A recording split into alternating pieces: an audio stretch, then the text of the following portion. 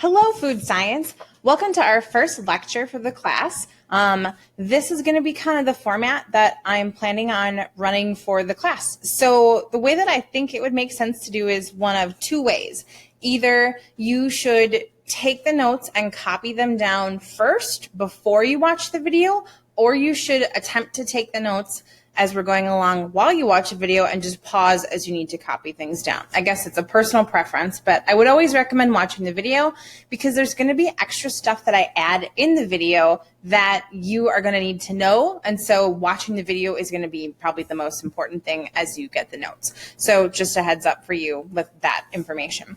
Our first unit in this class is about food safety and making sure that you don't get sick from the food that you eat, how you handle it, what can make you sick, how it makes you sick, and those types of things. And so we're going to start off today with talking about foodborne illness and when eating makes you sick. Have you guys ever been sick from something that you had before? So like, did you ever have the 24-hour flu, or you say you have the stomach flu? Have you ever eaten something and then like gotten sick 12 hours after, or even 3 hours after? If that's the case, you actually probably had either what we call foodborne illness, or we call it food poisoning. There is no such thing as the stomach flu. So if you say, oh, I had the stomach flu, that doesn't exist. The flu is, oh, I got a stuffy nose, I got the chills and a fever.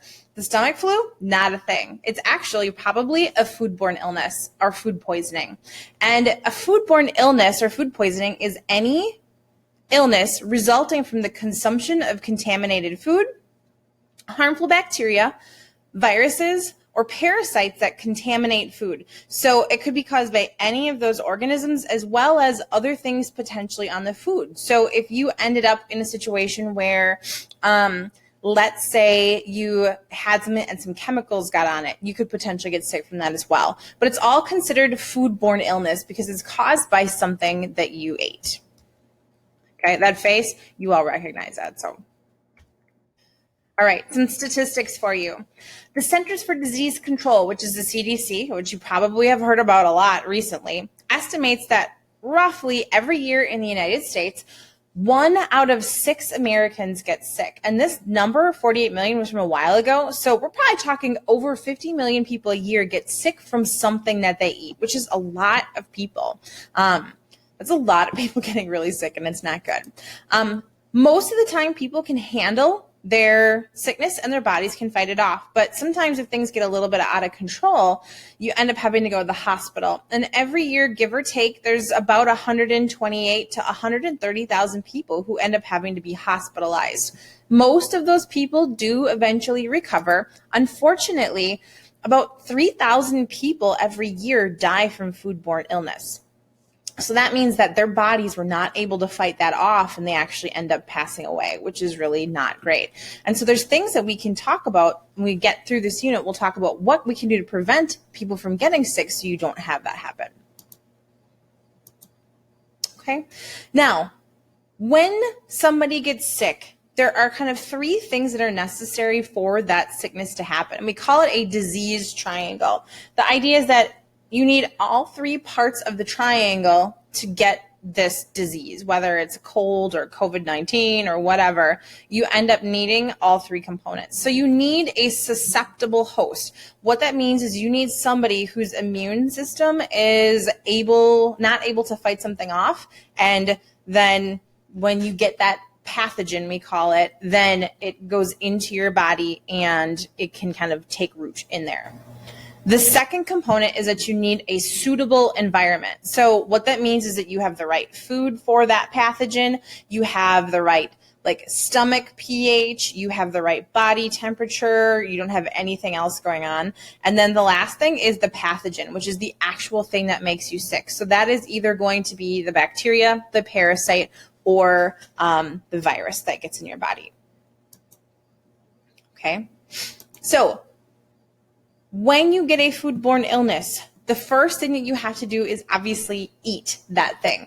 So what you need to do is you need to consume that pathogen. And that can happen in a number of ways. You could eat some food that had it on there.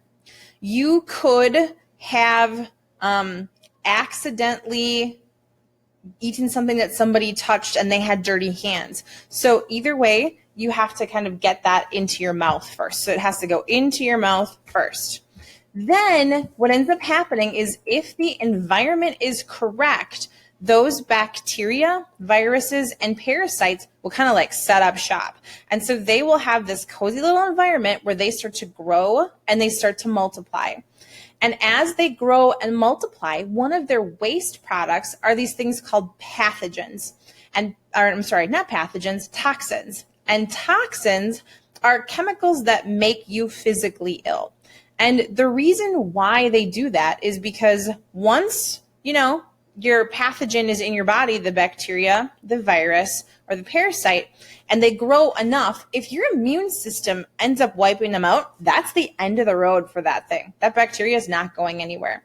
So what happens is if they set it up that they produce these toxins that produce the symptoms that get you sick, they will be able to spread out into the world. So if that particular bacteria that makes you sick makes you throw up, throwing up, not the cleanest thing in the world. So when you puke all over the place, those bacteria escape, and then hopefully someone else picks them up, gets them on, and keeps spreading it. And it can get really messy really fast. So they secrete these toxins that get you physically ill and then help spread and then help them continue their life. They're nasty little jerks like that. So because of foodborne illness, pathogen hits your digestive system first because you eat it, most of the symptoms that you encounter appear there. So when you're doing that, that's why all the symptoms for a foodborne illness come from your tummy, because that's where they hit. If you think about it, if you get a cut on your hand and it's not cleaned out right, you get an infection and it might get like a little bit of pus or something on there. That's because that's where the source of the infection is. When you put it into your digestive system, well, that's kind of the end of it, unfortunately. Okay. Some of the symptoms, and if you've had this, you know it. It can be a rough time when you have foodborne illness. They often include vomiting, not always, but sometimes. It can also include diarrhea, and sometimes you are vomiting and have diarrhea at the same time. Sometimes it's one and sometimes it's the other, and either way you're miserable no matter what. When you get diarrhea, it can be watery, normal, or bloody, and it seems kind of gross, but those things actually give doctors a clue as to what you've been infected by. So if you have watery diarrhea versus bloody diarrhea, it might mean that you have a virus versus a bacteria. So it's something that, like, when a doctor asks you if you're like going to the hospital, they're like, oh, what does it look like? It's kind of nasty. And you're like, sorry, I don't want to look like that or look at that, but it's actually kind of helpful in diagnosing what's going on with you. Nausea. So that's like, I just have an upset stomach. I feel like I'm going to throw up. Abdominal cramps oftentimes accompany diarrhea because the muscles within your abdomen and within your intestines are literally trying to like move that food down and away out of your system to get it out of your body. And that's why it's so watery. Normally, it takes your food time to travel down your intestines, and then it pulls out the nutrients and water, and that's how you get normal looking poop. And you say to yourself, she's talking about poop a lot. That is correct. Sorry, that's what we got to do with this first unit. So anyways, as it's traveling down, it turns into its normal shape. But if you're sick, your body wants to get rid of it. And so it's like everything out, and it doesn't have time to get rid of a lot of the water. And that's why it's watery in the first place. You can also get a fever. Sometimes you get a fever with foodborne illness and sometimes you don't. And that, again, is one of those indicators where if you have a fever or you don't, that lets us know what type of infection you have. You can have chills. That oftentimes comes with a fever. Dehydration is honestly probably the biggest problem with foodborne illness. And the reason is because sometimes if you're throwing up so much that if you try and drink it, you're going to throw up again. And what happens is you're losing so much water in the process that when that happens, you get dehydrated. And honestly, that is the most common reason why people end up going to the hospital, is because of that. Okay. These symptoms can range anywhere from mild to severe. There are some foodborne illnesses that also can cause some strange symptoms.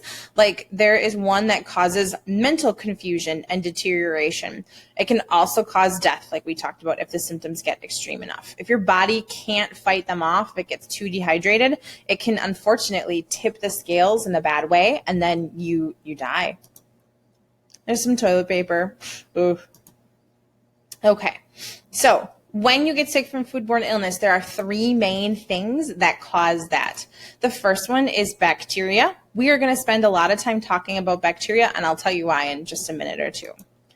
Viruses and parasites. So those are your big three. There is a less common source that is called a prion, and what a prion is it is a type of almost like a weird protein type thing that actually attacks your brain tissue. And you can get it if you eat contaminated meat from an animal that has eaten its own kind. And you say to yourself, I am not eating like a cannibal cow or anything like that. But the most common disease that you see is something called mad cow disease. And it's not nearly as prevalent as it was as like in the 1990s before you guys were born. But what ends up happening, or what ended up happening in that case, was they had cows that they slaughtered for meat, like burger and that kind of stuff.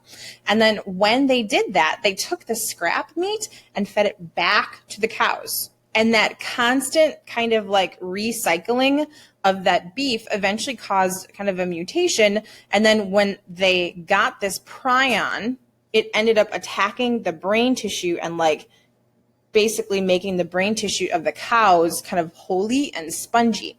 And that is going to kill the cow, so they have a hard time standing. And then there were some potential issues where if you ate certain things, a human could get infected from it. It is rare, but if you get it, you are pretty much going to die. It's not great. So it is, whether it happens quickly or long term, it's not good. So we don't really see it very often, but it is something that you do hear of once in a blue moon. So I just wanted to mention it. Most of these travel through your body on something called the fecal oral route. So fecal is just another variation of feces, which is a fancy word for poop, okay? Oral means mouth. And so the fecal oral route means that you somehow got poop in your mouth, which sounds disgusting, but it's really not that complicated of a process. If you have somebody who's preparing your food and they went to the bathroom and they didn't wash their hands, poop in the mouth. If you go get some vegetables and they use manure on the field and the manure was applied at the wrong time or didn't get applied early enough, poop in the mouth. If you don't wash your vegetables enough, you can get poop in your mouth. So even if you're like, I would never do that, it can happen. And that's how you get sick. Sometimes if it's a virus, it's different, but in general, it's from that. All right, the last part of this we're going to talk about today is going to just be a breakdown of what gets you sick. So of all of the people who get sick from a foodborne illness, the vast majority of them get sick from viruses. It's 67%. So 67% of the people who get sick from a virus. 30% of the illnesses are caused by bacteria, and just a tiny little slice, 3%, are caused by parasites. So it's not a lot.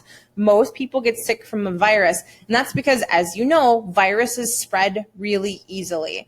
It just sometimes takes just a little bit and it passes it on. Bacteria sometimes require a little bit more. Viruses tend to be able to replicate a little bit easier. In contrast, though, and I think this is interesting, bacteria kill, I should back up.